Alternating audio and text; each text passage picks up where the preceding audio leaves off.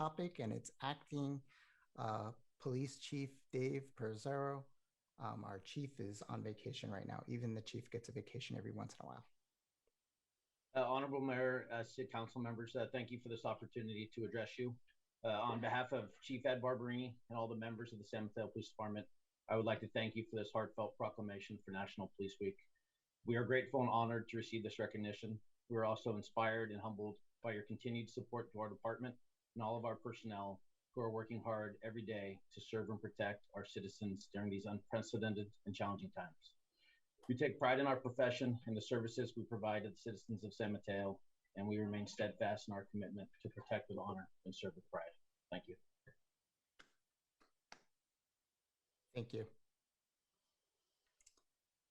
All right, we're going to close that item and close the ceremonial section, and we're going to move on to the next item on the agenda, which is a consent calendar. Madam Clerk, can you please read the consent calendar for us? Yes, Mr. Mayor.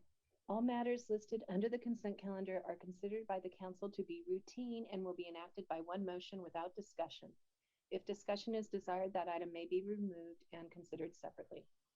Item number 4, City Council meeting minutes approval as amended. Item number 5, ordinance adoption, protected trees, ordinance and administrative guidelines approval. Item number 6, City Council guidelines and boards and commission rules and procedures update as amended.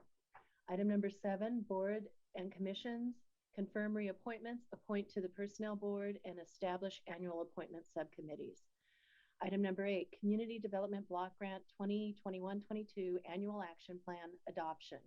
Item number 9, classification updates, community development department.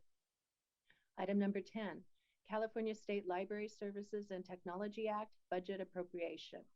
Item number 11, contracts with contingency component update. Item number 12, Coyote Point and Poplar Pump Stations Design Services Amendment. And item number 13, Energy, Innovation, and Carbon Dividend Act of 2021, letter of support. Thank you. Is there any member of the council who would like to pull an item from the consent calendar? Okay, seeing none. Is there any member of the public who wishes to comment on any consent calendar item? Now would be the time to raise your hand, and this is for the consent calendar items only. I have no attendees with hands raised. Okay, and I believe Deputy Mayor Bonilla wanted to say a couple things. Yeah, I would just like to say that I wish to make a motion to approve the consent calendar. Thank you. Great. Great. Madam Clerk, can you please call roll? Deputy Mayor Bonilla. Yes. Councilmember Gothels. Yes. Councilmember Pappen. Yes. Yes. Councilmember Lee. Yes. And Mayor Rodriguez. Yes.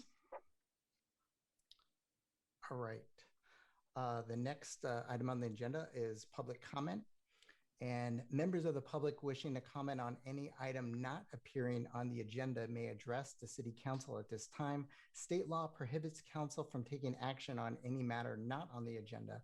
Your comments may be referred to staff for follow-up. Public comment is limited to a total of 15 minutes. However, an opportunity for additional public comment may be provided later in the agenda. Mr. Mayor, I see no hands raised. Okay, I'm going to close public comment and we're going to go on. It looks like we have a pretty light agenda today. We have one item, it's old business, and that's the COVID-19 update. And presenting to us is going to be our city manager, Drew Corbett.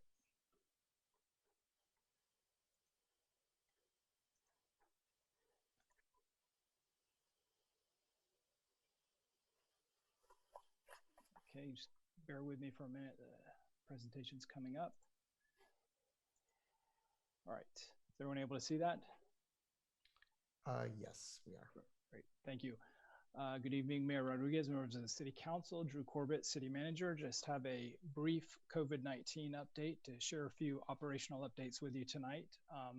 Starting with the police department, For parking enforcement, our downtown meter enforcement had been paused for about 6 weeks. It recently resumed on Saturday. This wasn't necessarily COVID-19 related. This was paused due to our transition to the new pay-by-plate meters downtown, which has been going on since March.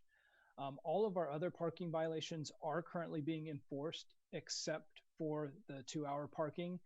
That's been paused since basically since the beginning of the pandemic, trying to accommodate the fact that more people have been at home, either working or going to school. As things are opening up more, we do believe that there is an increased need to begin enforcement, or at least planning for enforcing again soon. And so what our plan is to restart enforcement of the 2-hour parking on June 15th. That corresponds with the governor's timeframe to reopen California. And that gives us about 6 weeks to put together and execute a broad outreach and communication plan. Moving on to the libraries reopened today at reduced capacity. The main branch is going to be, the main library is going to be open 6 days a week for about 4 hours a day.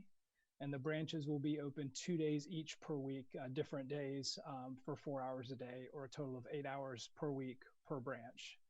We're going to continue to expand capacity as conditions approve, and we're preparing to return to a full or a near full regular service schedule by late June or early July. And as far as recreation goes, for our summer programs, we are still working to hire summer part-time staff and hoping that we're able to fill all of our positions. Our indoor and outdoor summer programs are set to begin on June 21st, and registrations have been going very well so far. Speaking of reservations, for our picnic reservations, which have also been highly popular over the last 3 weeks, we've been able to increase the number of attendees at the individual picnic sites from 30 to 50 as of Saturday. And our senior programs, we're going to pilot some indoor programs scheduled to begin the week of July 6th. And just as a reminder, we're continuing the senior lunch program at the Senior Center and the King Center. So with that, I'm looking to get confirmation